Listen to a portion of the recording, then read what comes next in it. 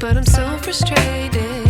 Hello to my loneliness. I guess that ignorance is bliss. Take me back to before I knew. Rewind, take it out of cue. Innocence can be a young man's game. Signed up for the hall of shame. I wish I knew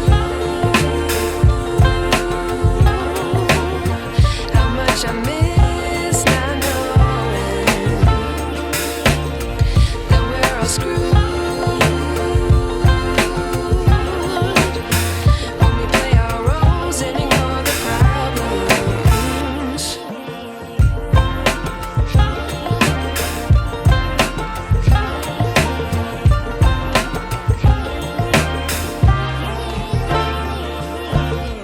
I like to be away in my patience. Stay up, I feel so outdated. How can we look the other way? Sun is out,